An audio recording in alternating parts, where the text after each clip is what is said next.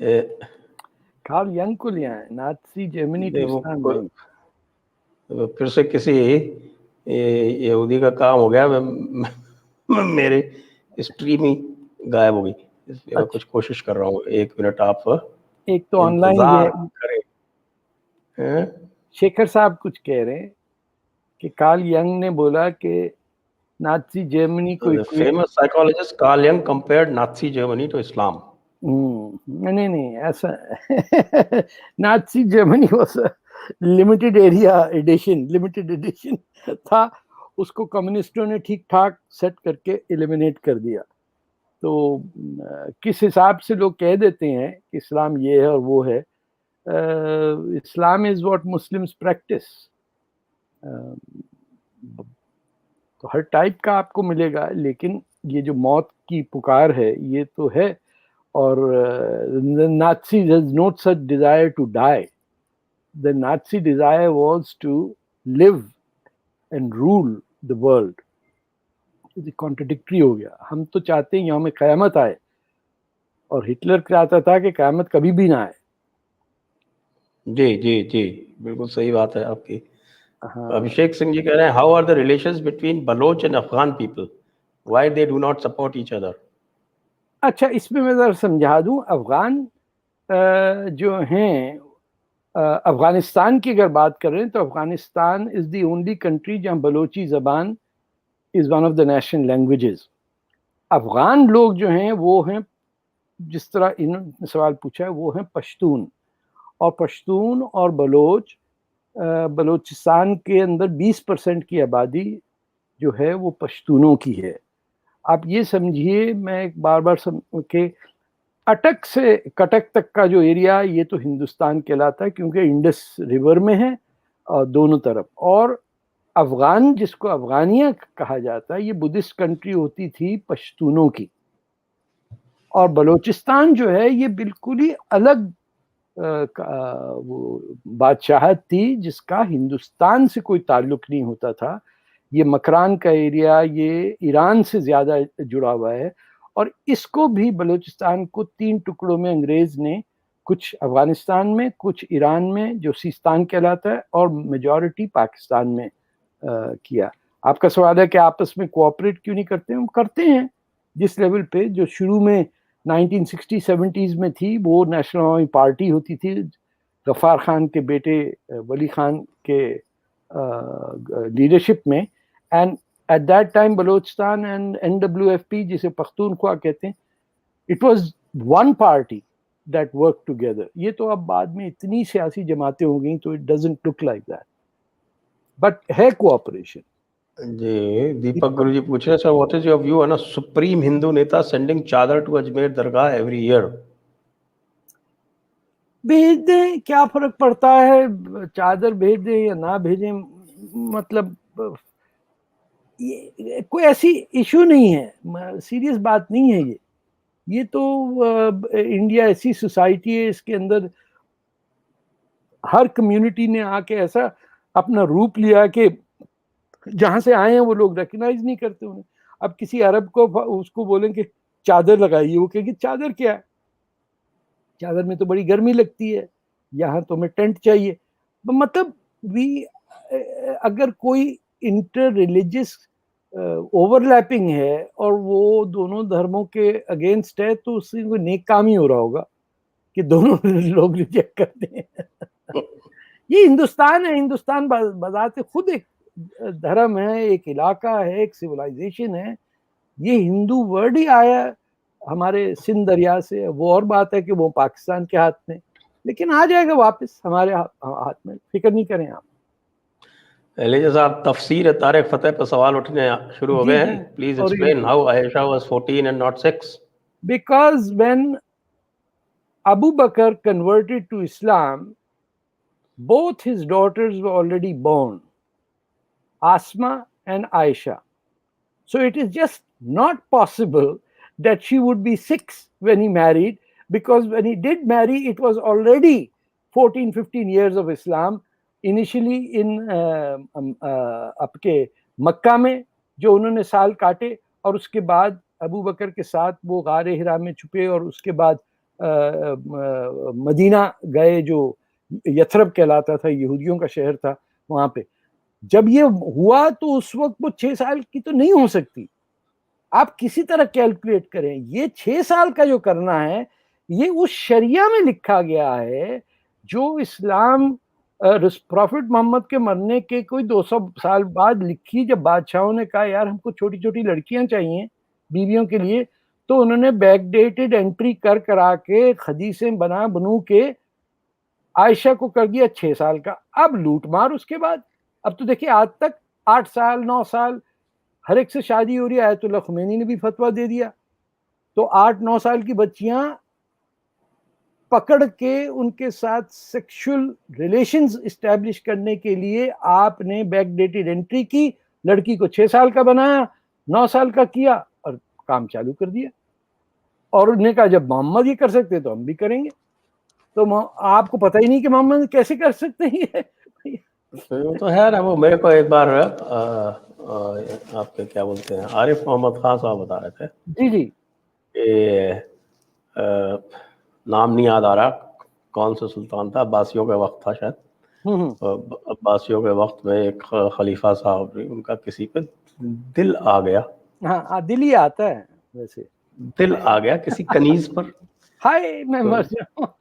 तो उसको बुला लिया उन्होंने। उसको बुला के कहा कि भाई ठीक है आज हम बिस्तर होना है। तो वैसे भी वन अंडर दी क्या बोलते हैं राइट आर्म, वो तो चलता ही है। तो लॉन्डी वाला कॉन्सेप्ट है ये। तो जब वो उनके सामने पेश की गई, तो उसने कहा कि हुजूर बाकी तो सब ठीक है, लेकिन एक आपको मैं बता दूंगी तो बड़ा गुनाह हो जाएगा बाद में, फिर अगर आपको पता चला तो। क्या बात है कि साहब मैं आपके वालिद साहब के साथ भी हम बिस्तर हो चुकी हूँ। माशाल्लाह माशाल्लाह। लेकिन सुल्तान का तो दिल आ चुका था। तो अब दिल आ चुका था तो फिर क्या करे, लेकिन उसके बात का तो जवाब जरूरी था। तो साहब मुफ्ती साहब को बुलाया गया और मुफ्ती साहब ने बाकायदा फतवा जारी किया कि इसमें कोई गुनाह नहीं है। हाँ बिल्कुल। तो आप देखिए कितनी फ्लेक्सिबिलिटी है इस्लाम में। फ्लेक्सिबिलिटी देखिए साहब कि वो सब सारे जब जितने भी हैं वो तो महरम के साथ होते हैं। आपके अल्लाह वालिद हुजूर भी हम बिस्तर हो चुके तो क्या, वो तो कनीज है, लौंडी है। वो तो मर गई ना वो कनीज के साथ। तो what your right hand possesses में तो सब आ जाती है ना। 1 2 3 4 and what your right hand possesses. और उन्होंने कहा कि खेती करो। खेती तो बहुत जरूरी है। क्या 2.223 याद है मुझको, ध्यान रखिएगा। मर जाएंगे। आज मैं बाहर नहीं निकलूंगा मौलवी जमा में होंगे करके। Ankit Mehrotra. Next year in Jerusalem, that is how the Jews greeted each other for the last 2000 years to keep the promised land in living memory. When will the Hindus start greeting each other? Next year in Lahore, in Rawalpindi. अरे next year Lahore ही कर दो तो काफी होता। तुम्हें क्या पता राम के बेटे का शहर है। तो भूल गए सबको। ने कहा प्याज सस्ती मिल जाए बस पाकिस्तान से, हमें क्या लड़ना झगड़ना।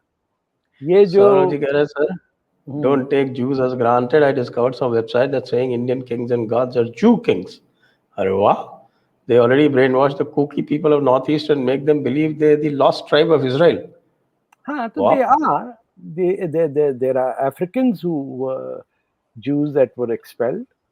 3-4 हजार साल के अंदर कहीं ना कहीं तो जाएंगे ना। वो हैं आपके आसाम में नॉर्थ ईस्ट साइड पे, that they fit the profile, the genetics of a Jew। कोई ऐसा कोई ये इसको अगर आप सुराब जी ये सोच रहे हैं कि ये देखिए जू जो है कैसे ट्विस्ट करके क्या कर लेता है, तो भैया उन्होंने 9/11 नहीं किया, उन्होंने फ्रॉड मून लैंडिंग भी उन्होंने नहीं की और कोविड-19 भी नहीं किया। और वो प्रोसेलिटाइज भी नहीं करते। हाँ उन्होंने नहीं, they can not because Jews are a people. It is not Judaism की बात नहीं हो रही है। जैसे आप किसी को जर्मन कन्वर्ट तो नहीं कर सकते। कोई जापानी जाके किसी फिलिपिनो को जापानीज नहीं बना सकता। ताओ बना सकता है, बुद्धिस्ट बना सकता है ना। कोई फिलिपिनो किसी को मुसलमान कर सकता है, लेकिन थाई तो नहीं कर सकता। ये लोग भूल जाते हैं कि the fight is not The Jews are a people, Judaism is a religion. अगर ये समझ में आ जाए सबको तो पता चलेगा भाई what is Islam? Islam is Judaism planted on Arab pagan culture. एक फंडामेंटल बात है, इसमें कुछ ज्यादा टेंशन की बात नहीं, समझ लें. Everything that the Jews are required to do, we are required to do. इसी तरह 3 नमाज पढ़नी, 5 करनी है, वही झुकते हैं, वही आगे पीछे सब कुछ है, कोई ऊपर जा रहा है, नीचे जा रहा है, सबका एक ही सिस्टम चल रहा है, कोई फर्क ही नहीं है. यहूदियों और ईसाइयों में फर्क बेतहाशा है, और इसीलिए यहूदी सदियों तक पिटते रहे यूरोप के अंदर. उन्होंने कहा कि ये तो यहूदी जो हैं वो कातिल हैं अल्लाह ताला के, क्योंकि Jesus is son of God. तो उनके साथ जो ज्यादती हुई है, जो इवन प्रोटेस्टेंटिज्म जो है, इवन हिटलर भी जो है, ये सारा anti semitism is based on this concept that Jews are killers of God, जो मुसलमान नहीं मानता. लेकिन वो कहता है यार, लेकिन फिर कुछ नए सिरे से हम इनसे दुश्मनी. आपको पता है कि जब यहूदियों को स्पेन से निकाला गया, the only place they could find refuge was in the Turkish Caliphate. ये सब आके टर्की में बैठे हैं, जितने भी लिखने पढ़ने वाले थे सब आके उनका वहां मिला, बाकी किसी ने एक्सेप्ट नहीं किया ना यूरोप में. तो अगला सवाल बड़ा जोरदार है सर. अच्छा, अगला सवाल बहुत जोरदार है. आप दोनों मुहद्दिस हैं. अच्छा. और हम लोग आपके मुक़ल्लिद. अच्छा. बहुत दिनों के बाद चाचा तारिक को जेडी पे देखा है, आला हजरत लग रहे हैं. क्यों मेरी जान को आए रूप सिंह जी. आला हजरत उनको कहते थे हमारे, क्या नाम है वो, अहमद रजा बरेलवी साहब, जिन्होंने. हाँ. मैं कोई आला हजरत नहीं, मैं 72 का होने वाला हूँ और जेलें काटी हुई हैं एज ए कम्युनिस्ट. मेरा हिसाब सिर्फ ये है कि मैं थक गया हूँ ये जादूगरी की जंगों से. मेरे माँ बाप नहीं, आप ऐसा कीजिए, आप 2-4 फतवे जारी कर दीजिए, हम लागू करवा देंगे. नहीं यार, हमारे माँ बाप दादा परदादा राजस्थान से हिंदू कन्वर्ट हुए. हमारे हर मुसलमान की माँ हिंदू.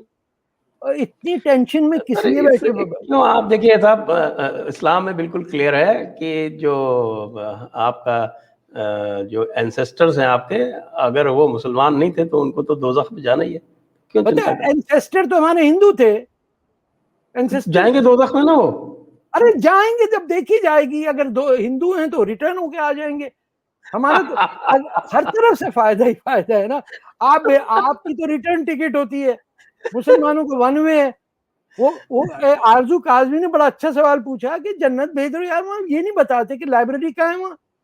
बस ये बोला कि ये अरे भाई, मुझे वहां देखना है लेक कहाँ है, लाइब्रेरी कहाँ है, शॉपिंग सेंटर्स किधर हैं.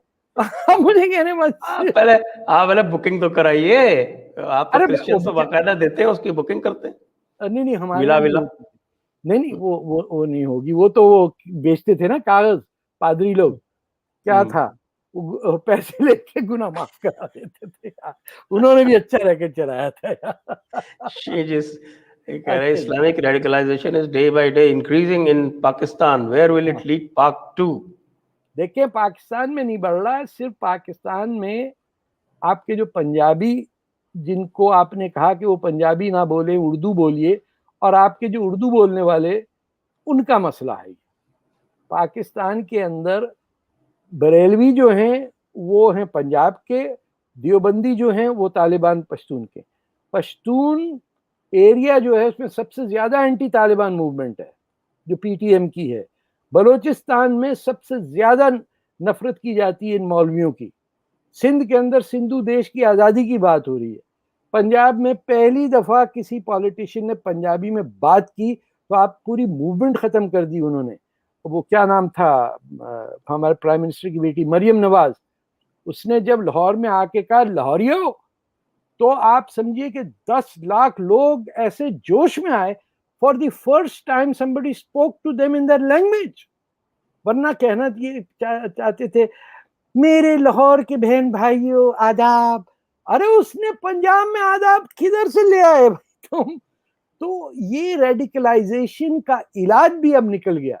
आपको जब अपनी जमीन से प्यार होगा, अपनी बोली से प्यार होगा, तो आपको किसी से दुश्मनी करने का वक्त भी नहीं मिलेगा। ये खाम खा वरना सिंधु देश मूवमेंट ऐसे ही नहीं चल पड़ती। अब बेचारे सिंधियों को नहीं पता कि उनका नाम हिंदुस्तान के नेशनल एंथम में, और मेरे ख्याल ना इंडियंस को पता है। उनसे पूछो सिंध कहाँ है, तो बोले बॉम्बे के करीब है, 2-4 महल्ले हैं सिंधियों के हमारे पास भी। वरना नहीं, मैं ये बहुत लंबा हो जाएगा मामला, ये तो अलग ही एपिसोड चाहिए इसके लिए। हाँ करें हम। हाँ, पंजाब, सिंध, गुजरात, मराठा, ये नेताजी का था स्लोगन। रामचंद्र जी कह रहे हैं, mister Fatah, can the Arabization also Wahhabization of Indian Muslims be reversed, if not then is it not a path to district. ये वहाबाइजेशन कहाँ आता है भाई? ये 1947 पार्टीशन में कौन सा वहाबाइजेशन था? नहीं, वहाबाइजेशन नहीं है ये। इशू अरबाइजेशन का भी नहीं है, ये इशू है अपने आप को उम्मत बताने का, कि जमीन से ताल्लुक नहीं है, तुम एक दूसरे की उम्मा में हो। जो अब उम्मत नहीं कहता कोई हिंदुस्तानी मुसलमान, अब कहता उम्मा। जैसे कि वो अरबी में कहते अल्लाह हाफिज, तो ओ अल्लाह मियाँ भी खुश हो जाते हैं, अरे भाई इसने खुदा हाफिज छोड़ के अल्लाह हाफिज कह दिए, इसके तो 4 पॉइंट बनाओ। रिश्तों को कहते हैं इनको आगे लाओ, प्रमोट करो। ये सारा है आइडेंटिटी क्राइसिस का मसला। ये अगर किसी ने आज से 1947 से ये शुरू किया होता है कि भैया तुम हिंदुस्तानी हो तो तुम्हारे नाम होंगे हिंदुस्तानी, तुमको अरब नाम रखना है तुम जाओगे अरबिस्तान, तुमको फारसी नाम रखना है गुलजार हसी पता नहीं क्या, तो भाई तेरे को ट्रक में बिठा के ईरान भेज देते हैं। तो हमारी जान छोड़, क्योंकि विजय और जफर एक ही नाम है।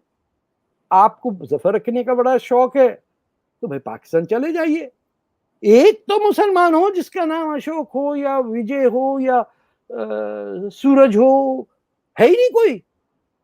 तो फेलियर किसका? ये इंडियन सोसाइटी का फेलियर है ना, कि उसने वो कल्टीवेट ही नहीं किया कि तुम हिंदुस्तान के हो तो हिंदू होता क्या है, ये हिंदू सागर क्या है, ये हिमालय क्या है। ये पहले 5 मिनिस्टर तो आपने एजुकेशन मिनिस्टर मुसलमान रख दिए। अब कहां से भला होगा आपका? किसी को करकोटा का नहीं पता। पूरे इंडिया में अब ढूंढते जाइए, 8 सेंचुरी की सर बुक नहीं मिलेगी आपको हिस्ट्री की। किसी दुकान में, खान मार्केट से लेके किधर चलिए, ढूंढ ढूंढ के थक गया। 8 सेंचुरी इंडिया की कोई हिस्ट्री बुक बता दे। नहीं यार, उस जमाने में तो वो आए थे मोहम्मद बिन कासिम, तो मुसलमान नाराज हो जाएंगे। राजा दाहिर का नाम नहीं है, तो अरबाइजेशन मैंने बताया था ना आपको, मैंने तो आपको स्टैचू भी भेजा था एक। भेजा था? कहाँ भेजा स्टैचू राजा दाहिर? मैं भेजा ना आपको, अजमेर में स्टैचू, मैंने आपको फोटो भेजी है व्हाट्सएप पे। फोटो भेजी है सर मुझे, मैं कहता हूँ को धांसू किस्म का ऐसा राजा दाहिर का स्टैचू। अरे क्या बात है, आप दोबारा देखिए उसको। हाँ मैं अच्छा करिए। नहीं ये छोटी कहाँ पे है वो सर राजा दाहिर? मैं छोड़िए सर, अजमेर में कहाँ से, ये दिल्ली में होना चाहिए। ये बॉम्बे एंटर हो। क्या बात करते हैं, क़ुव्वत इस्लाम का जो मंजर है वो क़ुव्वत इस्लाम की जगह है, आप वहाँ चाहते हैं कि भाई कलकत्ता में कर लें, वहां भी तो ममता मुसलमान ही है ना। उसके भी फौजी सारे हरे टोपियां पहन के आए थे ना, हिंदुओं को मार रहे हैं, काट रहे हैं, बड़े खुश हैं लोग, नाच रहे हैं हरी टोपी पहन के। अबे चलिए अगला सवाल लेते हैं। हाँ अगला सवाल, ये बह जाएगा बात। अच्छा ओके। अगर आप कुरान को पीसफुल बुक मानते हैं तो सूरा 98 एंड पर्टिकुलरली आयत 6 क्या है? 98.6 भैया they are the worst of people, काफिर are the worst of people. तो मैंने भैया आपसे कब कहा कि ये पीस की बुक है? मैंने तो नहीं कोई क्लेम किया, मैंने सिर्फ ये कह रहा हूँ कि ये वो किताब है जिसपे हमारा क्लेम है कि ये अल्लाह ताला ने अपने फरिश्ते के थ्रू प्रॉफिट मोहम्मद को भेजा, और ना उस वक्त पेन था ना कागज था, हड्डियों के ऊपर ब्रशों से लेके लोगों ने किस किस चमड़ों पे लिख लिखा के जमा किया, और वो prophet Mohammad died and the Quran did not exist as a book. तो ना उसकी क्रोनोलॉजी का पता, ना कुछ करा। 300 कुरान तो उस्मान ने जला दिए। कि नहीं नहीं नहीं एक बनाओ सबका, उन्होंने सबसे बड़ा पहले और सबसे छोटा आखिरी। तो it is not a question whether it is a book of peace or war. It is what these people decided as to who is who. आपने कहा काफिर जो है उस पे लानत है, उसको मारो, वो नहीं एप्लीकेबल। कुरान तो कहता है कि स्लेवरी करो, तो गोरे ने हटा दी इसीलिए आप चुप करके बैठ गए, वरना 60s तक तो यमन में बिकते थे स्लेव, सऊदी अरेबिया में बिकते थे, इंडिया में नहीं बिकते थे। हबशी मॉस्क जो है आपकी अहमदाबाद में कहाँ है? जी जी। फिर अगला सवाल ले लेते हैं, सवाल बहुत हैं, फिर हमें रात के 2 बजे बैठना पड़ेगा, चलो हम रैपिड फायर में चलते हैं थोड़ा सा। अच्छा चलेंगे सर। पुनीत साहब, तारिक साहब, अंडरस्टैंडिंग मोहम्मद के लेखक डॉक्टर अली सीना की किताब के बारे में आपका क्या विचार है, क्योंकि वर्तमान मुस्लिमों की सारी हरकतें वैसी हैं जैसा उन्होंने मोहम्मद साहब के बारे में लिखा है। देखिए, ये जो शौक है हमारे कुछ मुसलमानों का अपने आप को एक्स मुस्लिम कहना, ये ऐसा ही है कि फुटबॉल मैच में से गोली भाग जाए, बोले हमको नहीं खेलना, हम तो हो गए अब एक्स फुटबॉलर। अरे भाई लड़ लो फिर। तो अली सिन्हा लिखते रह जाएं।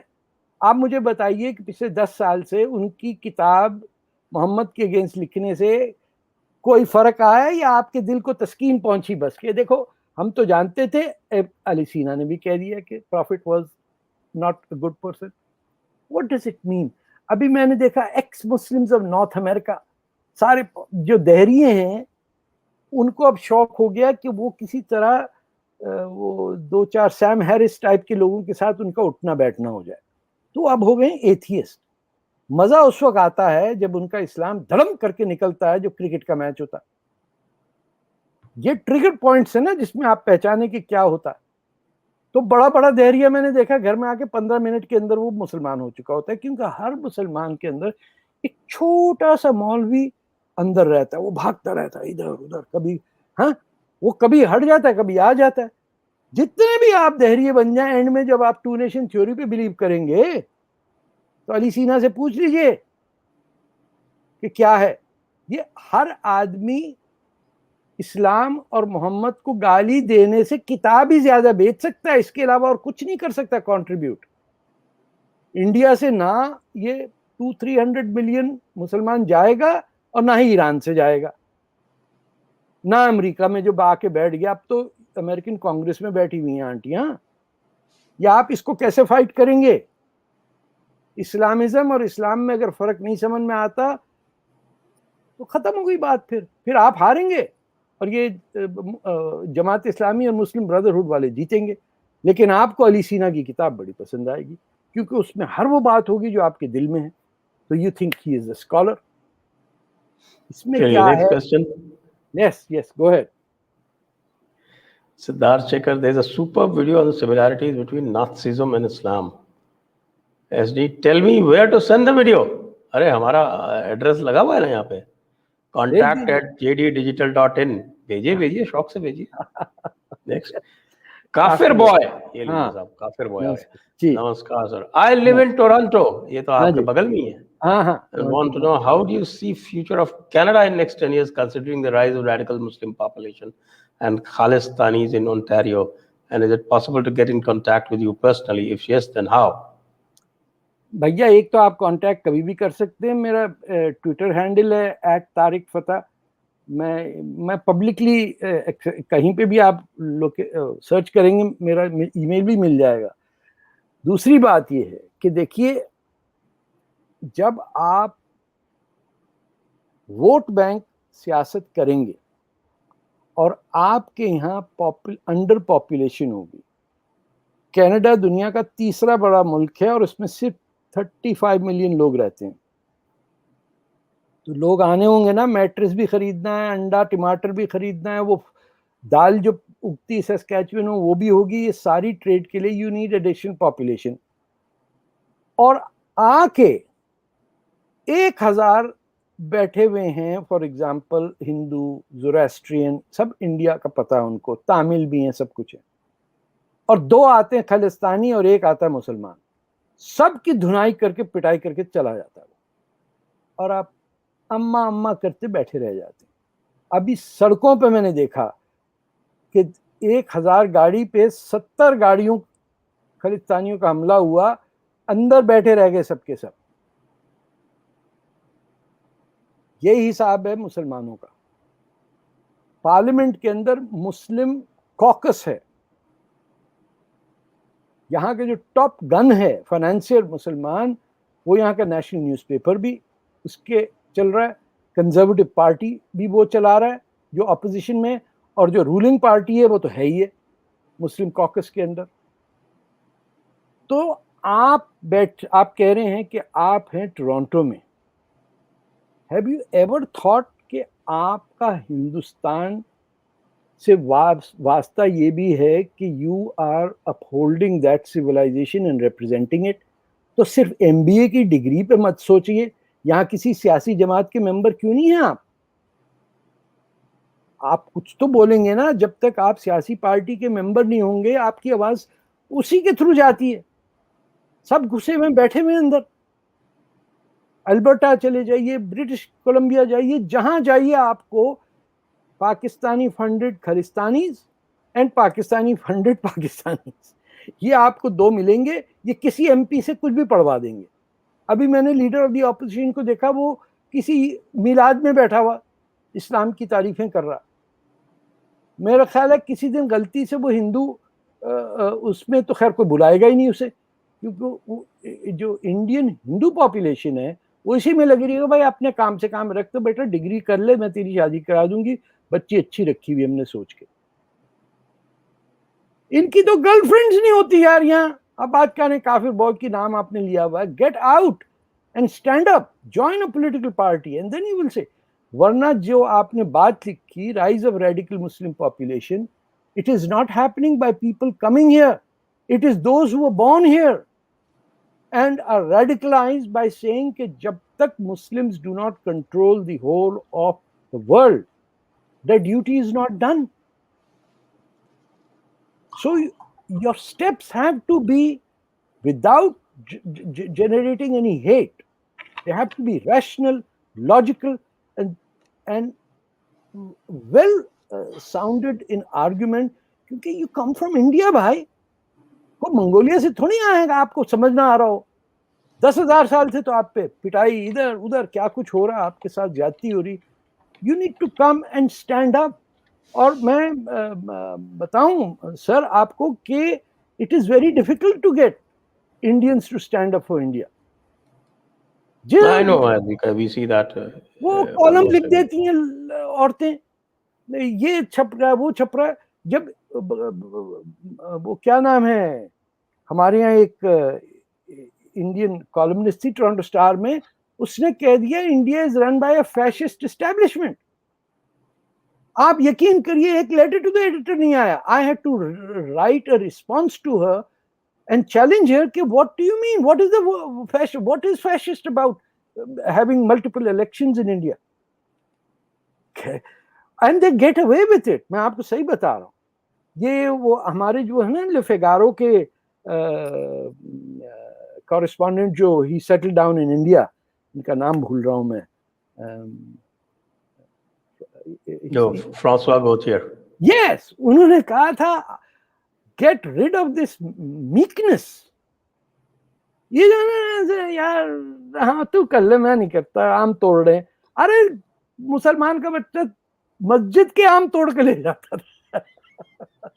You need to be assertive because you are right. हमने किसी को अटैक नहीं किया जिंदगी में। चोला डायनेस्टी यही तो गलती करना चाहिए था। नहीं। Point is कि your argument should be so sound कि दूसरे सामने बोले यार ये क्या आ जाता है, मुझे क्यों गालियां देते हैं। कहावत है, पंजाबी में भी है, हिंदी में भी है, लातों के भूत बातों से नहीं मानते। हाँ तो करें, तो इनके साथ आप रैशनल आर्गुमेंट करके क्या करेंगे, ये पूछ रहे हैं। अगला सवाल यही है। डॉक्टर ओमेंद्र रत्नो पूछ रहे हैं कि with the entrenched mullahs how can sharia be defeated? Books alone can't defeat violence. You just have to eradicate the madrasas, finish it. No madrasa, no speak English, खलास, आउट। असम में कर दिया हमारे नए चीफ मिनिस्टर। हाँ ठीक है, खत्म, ऑल मदरसास फिनिश्ड। एब्सोल्युटली। जिसको चाहिए मदरसा उसका नाम ही पहले मैड है, मैड रास्ता, मैं कहता हूँ मदरसा नहीं है। यानी आपको इंडिया में जरूरत पड़ी है इस्लाम 201 और 203 बर्बाद किया पूरी दुनिया को। ये बरेलवी फतवे आप देखें, फतवे रिजविया जो हैं ये सब है। साहब फतावा रज़विया आपने पढ़े नहीं, आपने नफरत के अहकामात नहीं पढ़े। अरे आप नफरत कैसे का जानेंगे? लिपस्टिक उसका पे भी है, ट्रांसलेशन करो। लिपस्टिक पे फतवा, ऑरेंज जूस पे फतवा। अरे घास खा गए हो, को और दुनिया में प्रॉब्लम नहीं तुम्हें? हील पे फतवा, अरे लड़की की हील पे फतवा दे रहे। अरे जहां लकड़ी होती नहीं है वहां हील कहां से आएगी? डेजर्ट में सोचेंगे अब सुन्नत नहीं है वो। मैं आपको आलिम की बात बताता हूँ। जी बताइए। सुनिए ध्यान से। मैं क्या सुनता हूँ बिल्कुल। मुझे ऐसा थोड़ी बहुत तालीम तो हमने भी कर रखी है। फतावा रज़विया पढ़ा हुआ है हमने थोड़ा बहुत, फतावा रज़विया में, और बल्कि उसको कोट किया है, अरुण शौरी साहब ने कोट किया है। हाँ, उनकी किताब जबरदस्त है। उनकी किताब आपके पास है, पीछे आपके शेल्फ पे मैंने देखी। हाँ।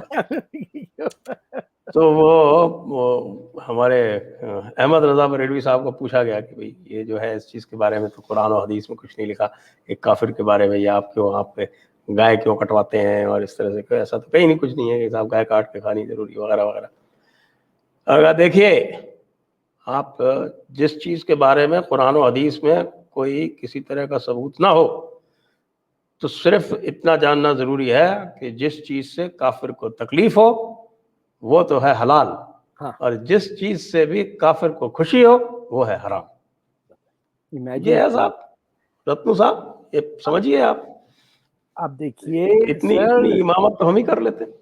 देखिए प्रॉफिट मोहम्मद ने कहा है हदीस में कि गाय का गोश्त मत खाओ, इससे बीमारी होती। ये अल्लाह ताला ने तुम्हें दूध के लिए जानवर बनाया है, इसीलिए आपको सिवाय इंडिया के, आप अफगानिस्तान है, ये बलूचिस्तान है, ईरान है, अरब है, ये गाय का गोश्त नहीं खाते हैं सर। ये लैम्ब और वो खाते हैं। या सर जब बहुत फतावा आलमगीरी चलता है, आप जो है हमको अंडर एस्टिमेट मत करें। अरे हम कर रहे हैं ना, आके जो करना है 10-10 हजार का जुलूस निकाला, उसके अंदर हर औरत ने बुर्का पहना था। अल्लाह पाक की कसम, ऐसा लग रहा था कि वो कोई प्लेनेट ऑफ दी एप्स नहीं, वो यार वो कौन सी थी जिसमें सब ब्लैक पहनते थे। It was a scary scene. Zee TV को घेर लिया था, आपको याद होगा वो बेचारे जब आप कर रहे थे वो फतह का फतवा, तब उस वक्त या इतनी काली औरतें, और ऐसा डरावना सीन था। वो मरहूम बेचारे, so sad he died, Rohit Sardana. हाँ, उस जमाने में कहा आ गए तुम्हारी बोटी कबाब बनाने आ गए। क्या चलिए अगला भवेश कोटेजा जी पूछ रहे, तारिक जी बिग फैन ये भी कनाडा की हैं। I have been following you since 2001. Former Canada PM Stephen Harper made good speech on Israel. What do you think about it? I think Stephen Harper was a very wise man, and इसीलिए उनको idea था, एक subdued से आदमी थे, and I think what he has said so far is spot on. देखिए इसके अंदर इजराइल खास तौर पे इसमें you need a bit of courage to say the obvious truth.